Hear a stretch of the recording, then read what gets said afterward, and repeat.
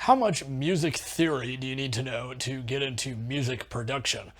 So music production is one of those things that's very, very broad. It can encompass writing electronic music, writing film music, writing any sort of music in a digital audio workstation that heavily involves electronics as the primary domain of the composition. So that's sort of how I'm going to frame music production in this video. So I think since digital audio workstations are so heavily sort of quantized and grid locked, you got to understand sort of basic rhythms. What is a quarter note, eighth note, 16th note, 32nd note, and so on.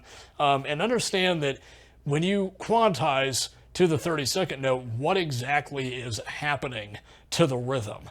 And so understanding what a 32nd note actually is according to the grid, and what a 32nd note is according to the tempo of the piece. So I think that's a very good starting place. And just find solid foundation in very basic rhythm, quarter notes, eighth notes, things like that, and understand that relative to the grid of the digital audio workstation.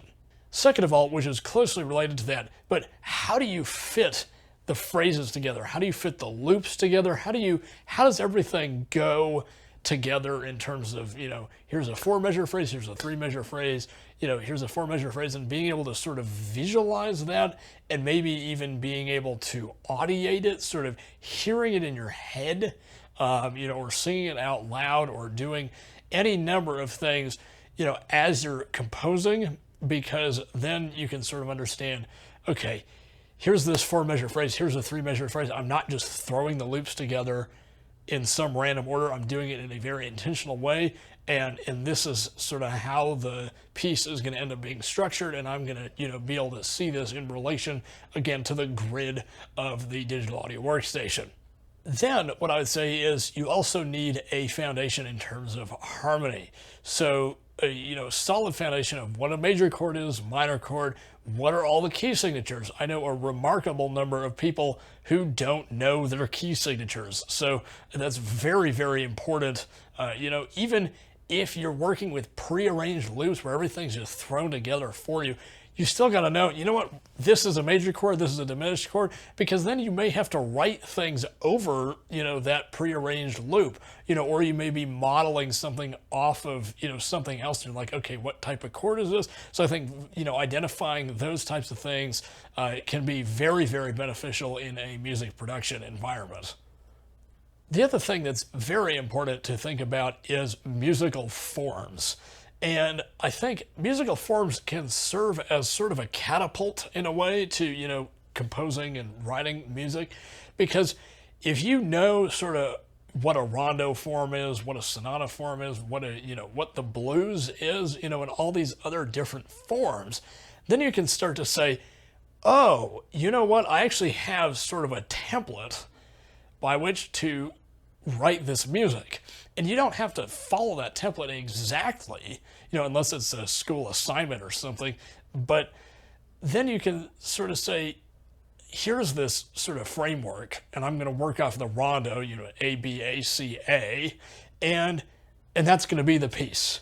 And so if you think about it in terms of musical forms, and, letter A, what's A going to be? What is letter B gonna be?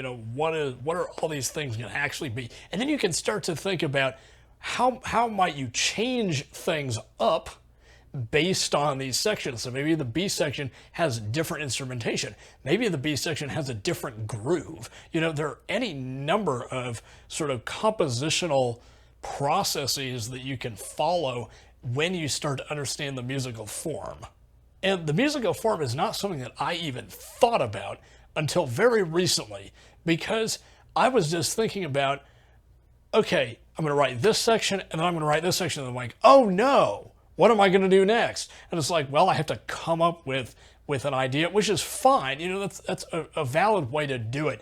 But for me, in my experience, it actually takes me a lot longer to figure out what I'm going to write if I don't have a pre-existing framework to use, or something that I can easily change that is based on a pre-existing framework. Now, I think another thing to understand is instrumentation. And this doesn't exactly relate to sort of hardcore music theory, but I'll just throw it in here because it's, I think, really important, and not enough people, who produce music in a digital audio workstation completely understand this. I've worked with a lot of music producers, and I feel like a lot of them don't quite understand, what instruments go well together, like what instruments sound good. And this is somewhat subjective, because you can say, oh, I could have 50 pianos, that's a way to do it. But I think, in a general sense, you want to sort of balance it out. You don't want to have too much in the low end, too much on the high end, too much in the middle. You want to balance the instrumentation out so it's not just super heavy on one end of the spectrum. It's got to be really balanced, unless that's something that you're going for, something super low, and that's going to be your piece. But I really think that, for most people, it's very important to start to think about, here's how I'm going to actually sort of think about this instrumentation. Here's the palette that I'm going to work with. Am I going to work with, strings, or am I going to work with synth leads? And how are those going to actually work in conjunction with one another? And so I think that's something that you got to think about, and that just takes a lot of trial and error and just a lot of experimentation. And you won't always get it on the first try. It's going to take I need to change this synth patch to something that can layer out a little bit more, for instance, or do something like that. So I think thinking about the instrumental palette is something that's very, very important, that in my experience, teaching music producers and helping them with their albums, it's something that a lot of people it's their last thought. And finally, something that's very, very important is thinking about what are the middle voices doing. And that's something that I think about a lot, and this can apply in lots of different contexts. It could be, in electronic music production, digital audio workstation, or it could be, actual composing on paper, or even performing live. What are the middle voices doing? And you've got to think about that, because sure, you think about the soprano and the bass voice, like what are those doing? But the meat, like where everything happens, is in the middle. And like, how can you make that interesting? So that's something very, very important to consider. And actually, I have an example of that, not a music production example, but a teaching example in arranging.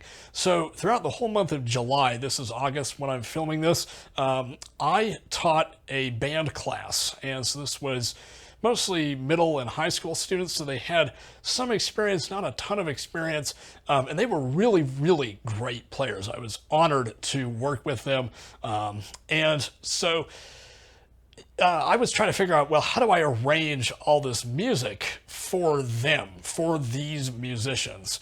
Because I wasn't going to go out and try to find an arrangement that probably wouldn't work for all these players, because they had sort of varying levels of experience. So what am I going to do?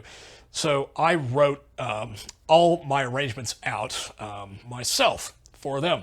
And so one of the pieces we played was Funky Town. Bump, bump, bump, bump, bump, bump, bump, bump, bump, bump. And so that line in particular, actually, I was like, well, how do I arrange this for our trumpet players? We had 3 trumpet players. And so, one of the trumpet players had less range, and the other one had kind of more range, and, the other one had, a little bit more range. And so it was like, how can I arrange this for them? And so I wrote the top line, bump, bump, bump, bump, bump, bump, bump, bump, bump, bump, for the top trumpet, and then I wrote harmony lines for the other 2 trumpets, and it worked out really, really great. So, the middle voices, and what's the singer doing? Because we had a singer, that's